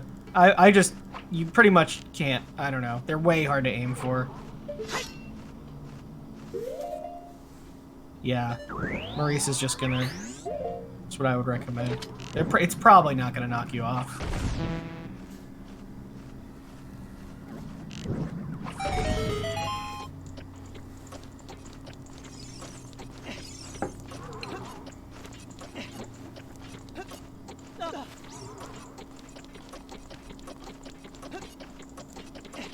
Oh, nice, and the chest is still spawned.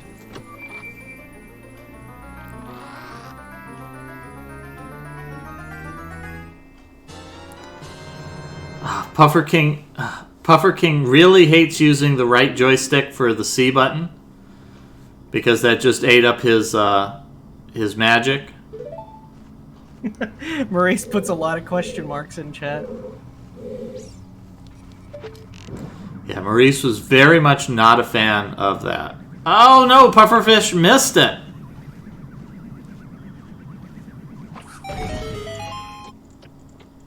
Use the hover boots.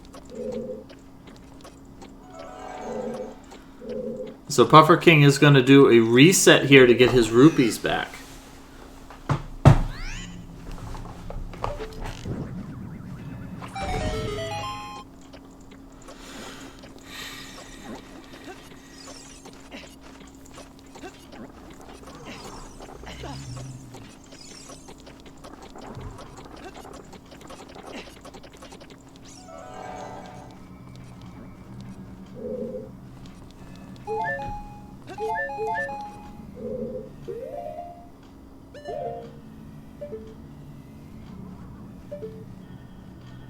Nice.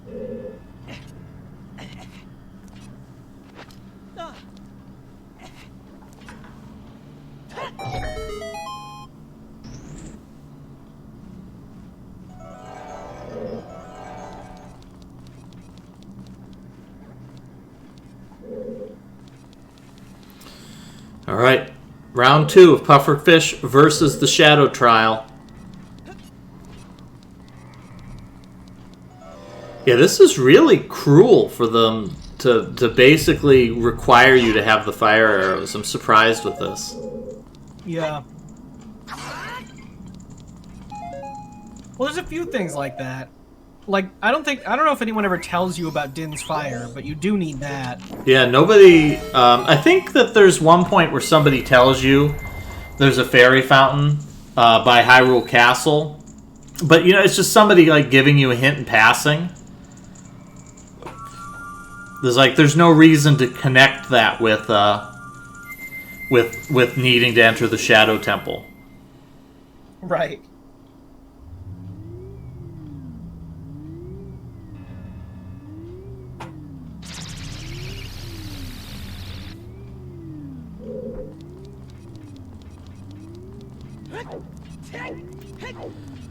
All right, Indie Filter has the mirror shield.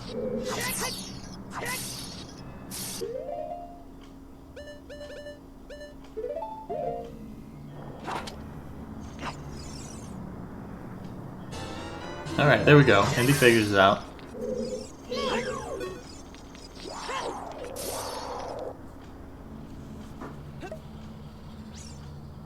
In this trial, the game gives you a fairy in the next room to replace the bottle that you had to use, which I thought was very interesting. I mean, it's nice when the level designers like acknowledge what the players are likely to do or have done. Right. One thing that's a pain is that you do need the blue fire in the next room, and there isn't anywhere to get it. So even if Maurice solves this puzzle, which is really not much of a puzzle,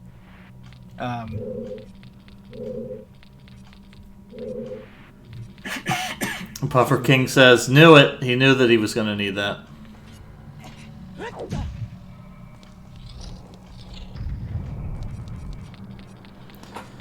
Alright, Maurice picking up on he needs some more blue fire.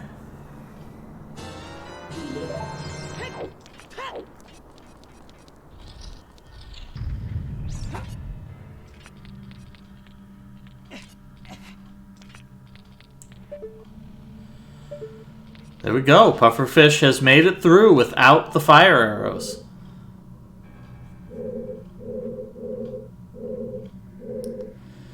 Yeah, and Puffer has had a lot of missed inputs here with anything requiring the C buttons. Because Puffer is playing on a Wii U, he has to use the right control stick to to manipulate his C buttons, and he has had a lot of difficulty with missed inputs where he intended to use his bow and arrow, but instead he drops a bomb.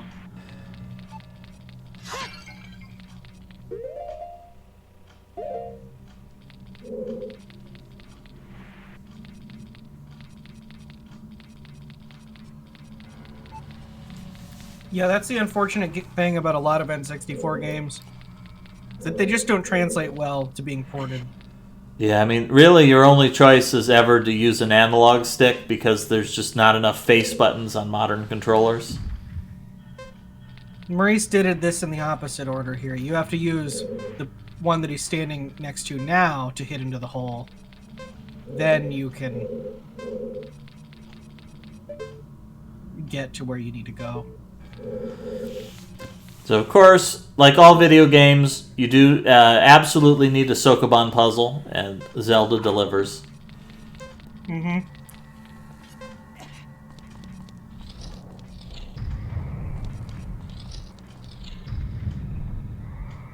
Sokoban is the precursor to all video games.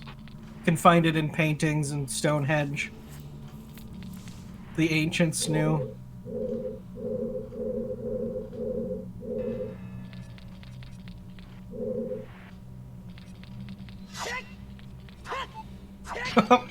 Fairy left. Oh, it came back. Yeah, fairies have the magical power to walk through walls.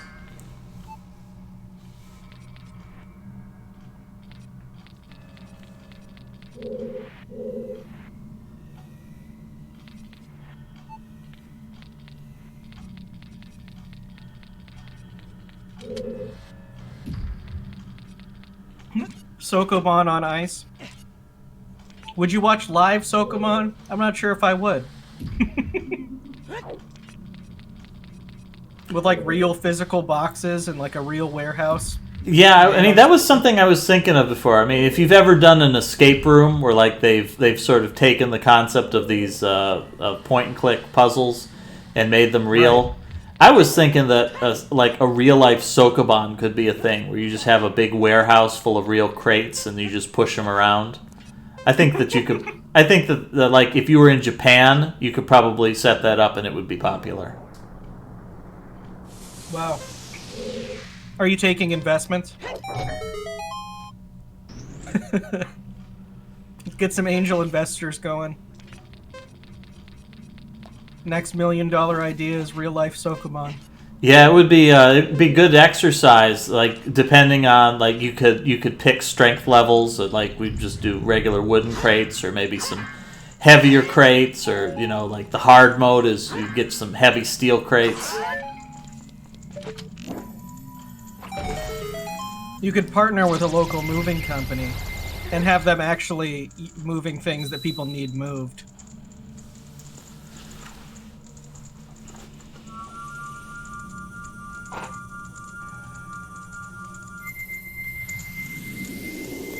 The anime Kami no Puzzle had a full-size Rush Hour puzzle with real cars. I mean, that's cool, but why would you say there's no puzzle and then put a puzzle in it? That seems misleading.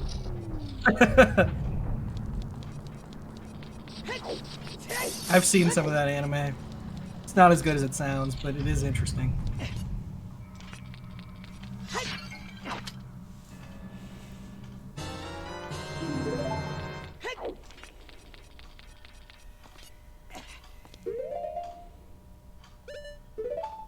Nice, Maurice. Replacing his fairy. Gonna be especially good if he doesn't get the ultimate upgrade. I'm not saying explicitly what it is because I don't want to spoil it if someone really does get it. I mean, I'll spoil what it is. That if they leave, they can get the upgrade that gives them basically double life. It gives them twice as much defense. Which is a pretty normal Zelda staple. I mean, the original Legend of Zelda was pick up the the blue tunic and the blue ring and the red ring. Yeah.